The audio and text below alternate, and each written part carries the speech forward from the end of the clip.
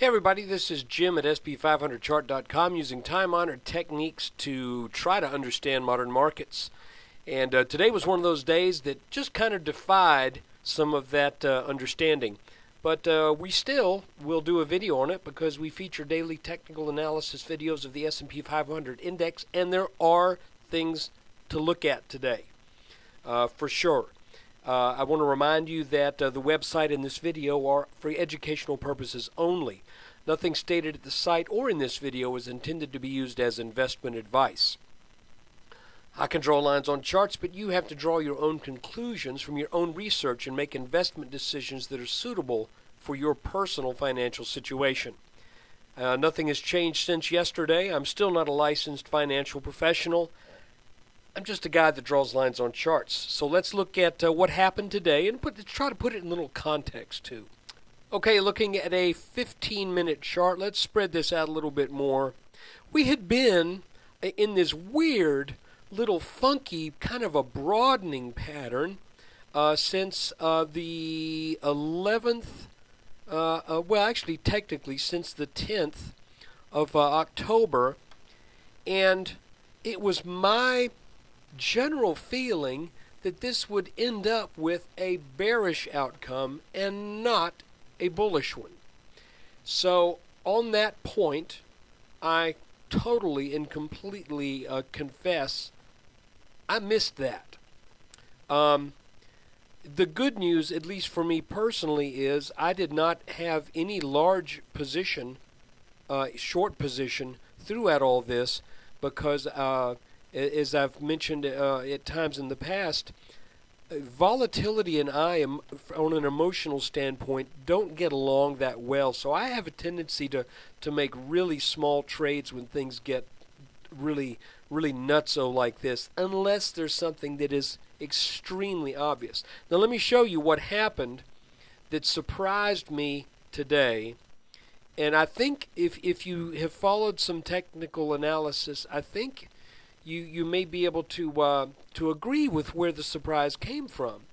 When on the 24th the S&P got over that top blue line in that broadening pattern, and it was a slight broadening pattern, it wasn't really dramatic, but when the S&P got over that and then got back down underneath it, made this little triangle and broke down, then pulled back, then broke down even further yesterday, and then pulled back, it looked to me like that was a pullback to this neckline of a very small head and shoulders pattern.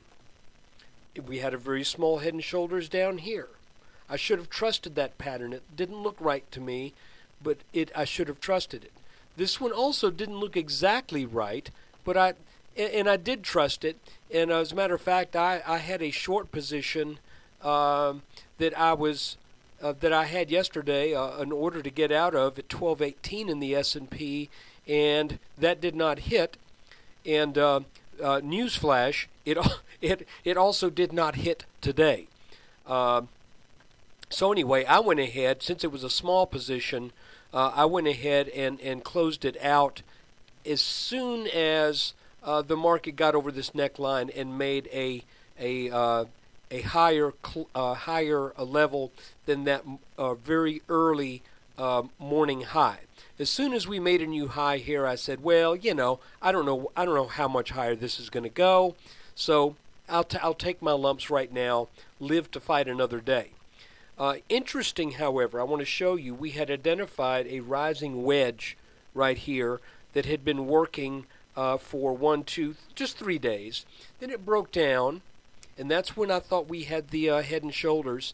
But you know, folks, this whole Greek Europe euro dollar thing has just absolutely invaded the market.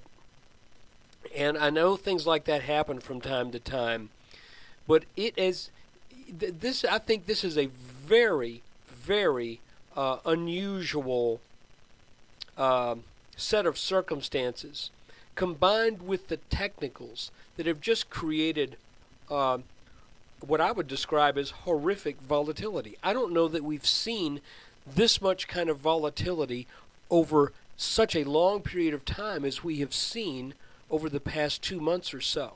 But still trying to make sense of it. The S&P did get over the neckline today from the head and shoulders pattern left. There's your. This line keeps moving. That just bugs the ever-loving daylights out of me.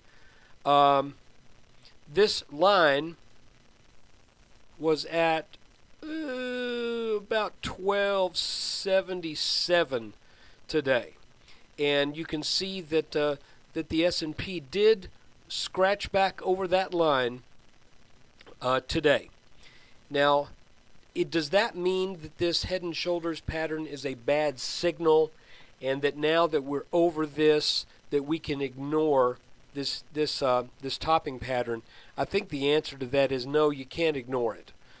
You might consider that this could run on up and test this line right here, drawn across the head and the right shoulder.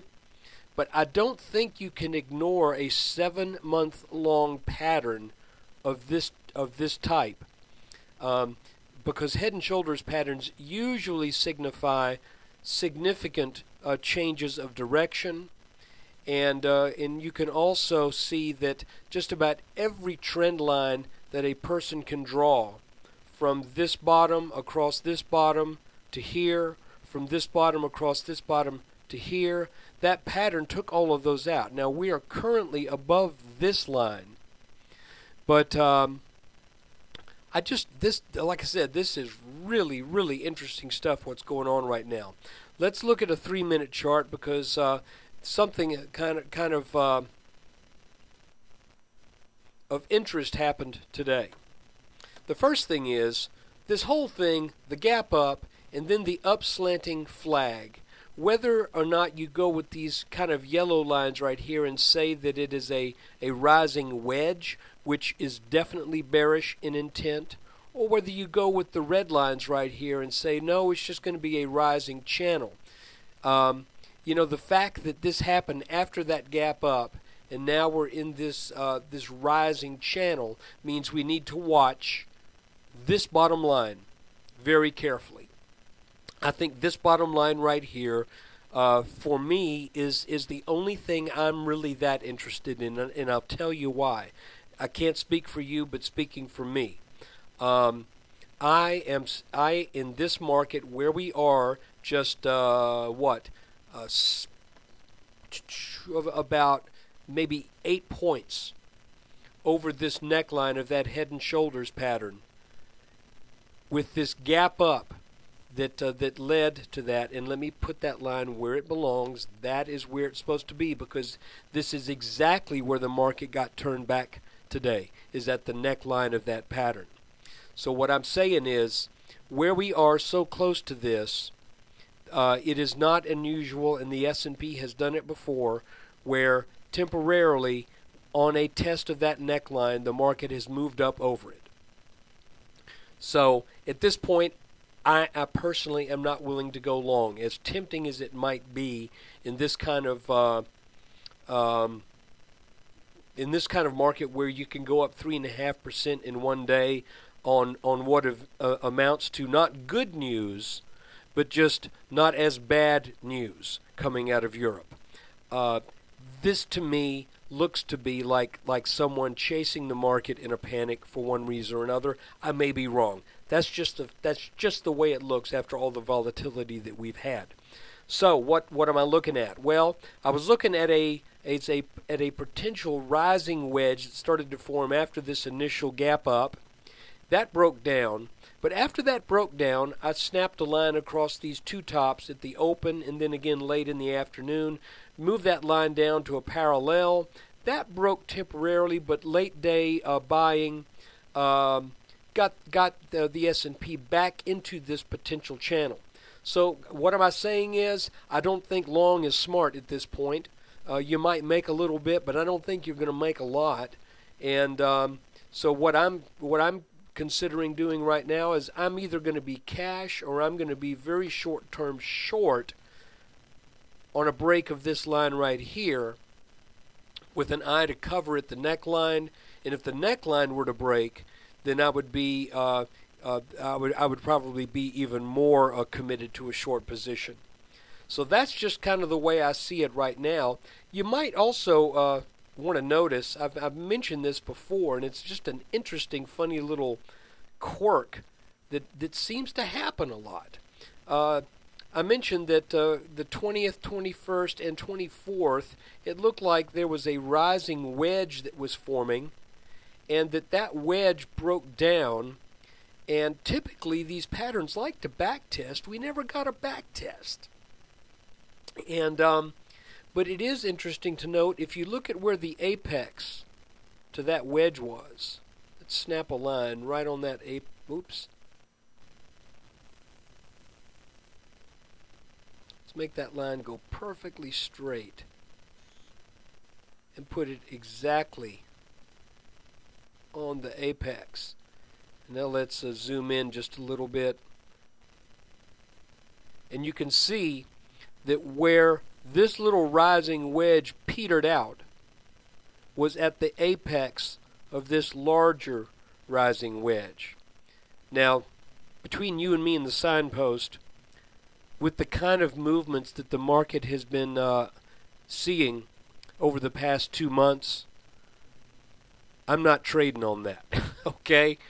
I really, at this point, and this is me personally, I'm not trying to tell anybody else what to do, I am looking for either little obvious patterns to develop or a large obvious pattern to develop. But when you look at all of this weirdness and all the gyrations that this market has gone through, I don't think one can put a lot of faith in a little tiny pattern to do anything other than a little tiny thing. So there you have it. That's just man, what a day. Like I said, I've got 3 accounts. I've got a SEP IRA account. I've got a simplified employee pension for my business, and then I've got a regular investment account, and then my wife has 2 investment accounts. I told her today, by the way, I said, I think you ought to lighten up. But anyway, that's her business. I think she did.